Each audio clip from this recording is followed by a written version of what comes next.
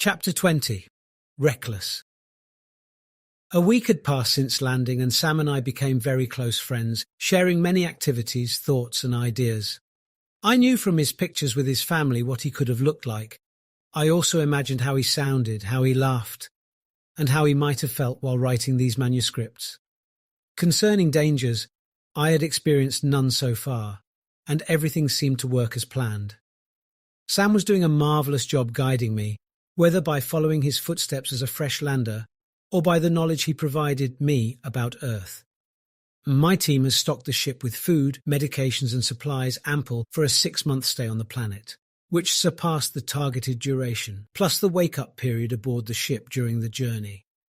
However, the inventory included additional supplies for contingency, compatible medicines with my genetic code, and nutritional supplements that my body might require to perform all vital activities and to compensate for any deficiency in enzymes or hormonal production for whatever reason. On that day, like the past days, I woke up, had my breakfast, checked my biometric readings, packed my gear, and went out for my daily activity since I came here, to gather information and samples. Of course, I always remembered to have my new yet dear friend with me, Sam. But I had another intention in mind on that day, something I have been yearning for a long time, something risky. During my distant watches for different species of animals, I noticed they fed differently. Some of them liked to eat other dead creatures, while others hunted them. Some dived into the water to come out with a mouthful of aquarian riches, while others, like us vegans, fed on plants.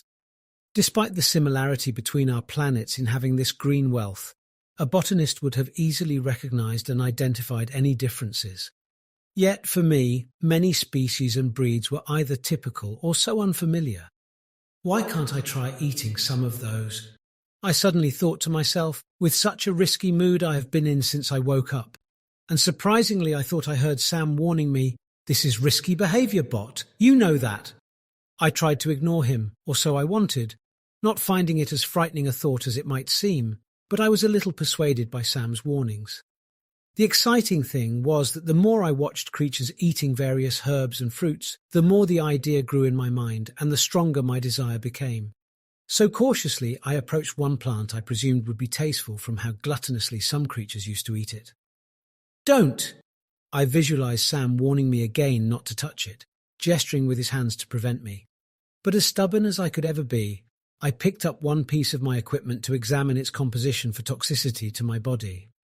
"Look, the readings here show it is safe," I told Sam.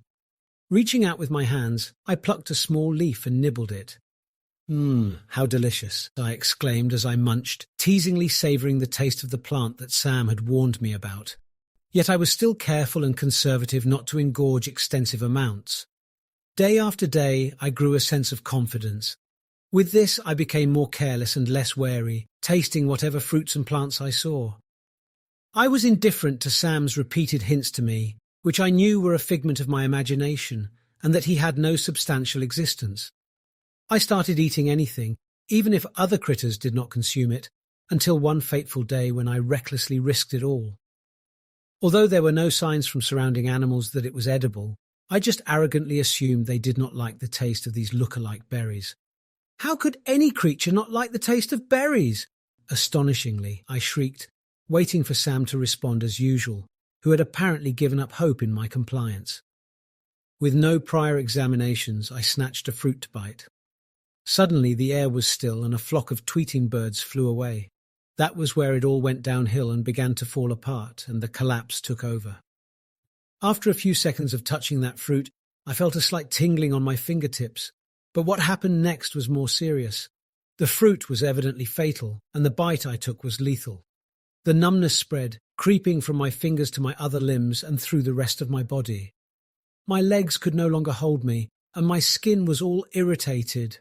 I grew dizzy and fell to the ground, whimpering, with forceful pain through all my muscles, and my heart muscle was not exempt. Hardly I started groaning. "What have I done? How stupid, how foolish I am!" Scared of what could have happened, I reiterated those words that barely came out soundless, that it was hard for me even to hear my scream. It seemed to reverberate only in my head, and I could not focus on anything save the paralysis that was taking over my body. "I have poisoned myself," The thought was frightening, but it was not the only thing on my mind at that moment. From afar, there appeared on the horizon an indiscernible looming figure approaching me. I could not describe its dark, undefined shape, with the blurring halo circling it. I could not even recognize whether it was crawling, creeping, walking, or flying. It was only at this moment that I realized I was running out of time. Time, I reckoned, I had plenty. Scattered scenes portrayed before my eyes, scenes and snapshots of my useless long life, with all that happened lately in that crazy, distant adventure. It seemed as if all these events were only to fulfill the purpose. It was on Earth where my doom was decided. All then faded off, and only one face lingered, Kay's.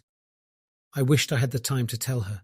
My breath became heavier, the glare in my eyes dimmed, and all the surrounding lights vanished.